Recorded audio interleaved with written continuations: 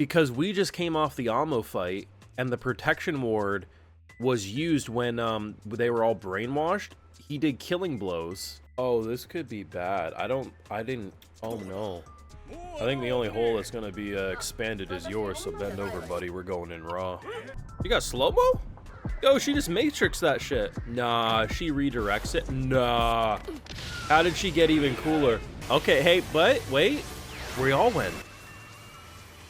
Hey, it's not open. Oh wait, they wanted to do that. Something I quickly realized as the storm before the storm was approaching is that we are coming off of the Amo fight, right? Which was a fight where one of our team members killed us. And that's not an exaggeration to say. Like, it literally was killing blows. Rudo was skewered, one dude had his neck snapped. But before getting to that fight, we had a protection ward that basically, like, one time protects you from a killing blow. So it's like, you know, you guys are going crazy, we gotta wake you up. Well, I'll just use my full force. And to be fair, it was the appropriate thing to do. Unfortunately, on our way back from said Amo fight, we get jumped by 5 bozos. I think it was 5. We haven't gotten a new ward placed on us. We are still probably winded. Like, sure, we got through part of our dinner, so, like, we're a little recharged. But, and I guess, yeah, we do got a couple extra people with us. I guess in theory, you could say, like, maybe in the in-between of everything happening, they got another ward put on them. But I'm not entirely sure that's actually true. Because as far as I know, and what I'm going to believe until proven otherwise, is that we are going into this not at 100%. We don't have the protection ward, and we're in their domain.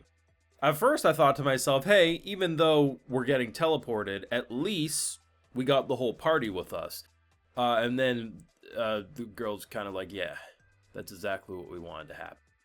So then I thought to myself, well, we outnumber them. There's only 2 of them. There's like 6 or 7 of us, and then I realized we're not actually outnumbering.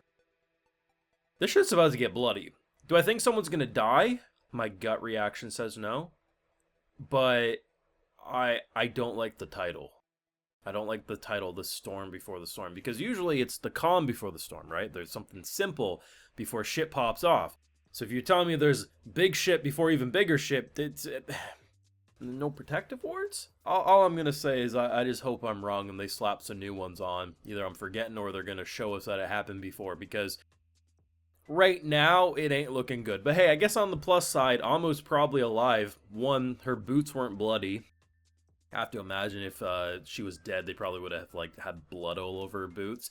Also, too, the opening makes it look like she's in prison, but shit's not looking good for them. Though I will say, am I the only one?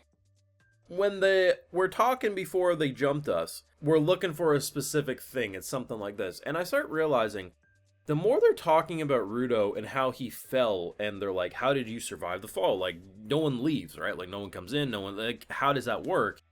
I'm starting to wonder, given the fact that they've talked about series of instruments, are they collecting things like Amo's boots, probably Rudo's gloves, because they need a certain item in the series in order to do what they need to be done? Because I have to imagine the reason Rudo survived the fall is his gloves being a part of the series allowed it as like a key into this area. Like, that's my current thought, and I have to imagine the exact thing they're looking for do be those gloves. And I feel like even though we're probably going to survive this fight's going to expose that Rudo is the one they're after, and that could put an even bigger target on our head. And given the fact that they tried to say, oh yeah, don't worry, the home base, you need something extremely powerful to get through that. I feel like we're going to deal with whatever is extremely powerful to get through that front door. So we're probably not going to be as shielded as they made it seem when RPG bozos were trying to blast through. Crazy.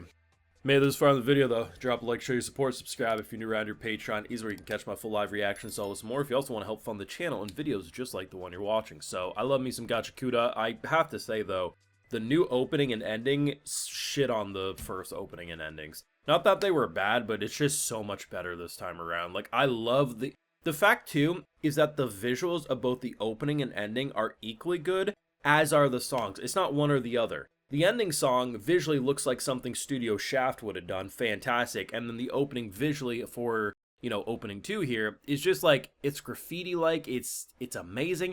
The song, though, it's like, I've heard plenty of music like this outside of anime, but within anime, I can't really, off the top of my head, be like, oh, this reminds me of so-and-so. Just some great pieces of music, and they're gonna be on repeat this week, is all I'm saying.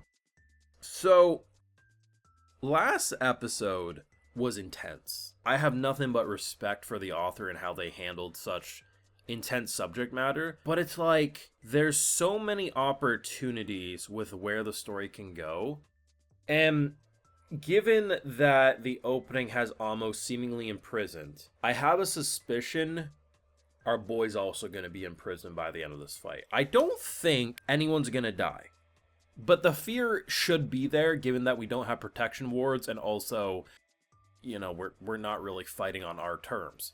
But given that they seemingly are looking for a series of instruments, we know Rudo's is probably the most special, or at least, if his isn't the most special, it's gotta be in the top 3. I refuse to accept otherwise. Maybe they could just steal his gloves, but I have a feeling they also want the user to maybe it's like, oh, if it's bonded to the person, unless it's switched. Because if we remember, right, when Amo took the boots from the pedophile, right, they were originally his, and then it chose her. If you take the boots from her and the boots still are connected to her, maybe you still need her alive until the boots choose a new wielder. Like, I'm just spitballing, like, how things are operating here. That might be a case, like, maybe if it's too bonded, so that's why she'd be alive. So if you tried to take Rudo's gloves, maybe you need Rudo alive until either you can use him or, they switch pairs. I don't know. It's just all spitballs. But that's what I like about this, is that when the show first started, the base level of what the instruments represented, dude had a magical umbrella, dude had a magical plunger, right? Like, simple stuff, just one note, fun factor, would have worked and it would have been engaging. But there's so much to the complexity of the world building that has continued to flesh this out beyond what I even thought possible. And I started this show with pretty high praise. But my high praise, I was like, oh, they're doing a lot of surface level stuff, but they're doing it so well that it doesn't feel shallow. Nah, this is the more I swim in the ocean of brilliance, the more I realize that this shit be endless. Very impressive stuff from this author, I really have to say. And, just overall, I respect what the author did.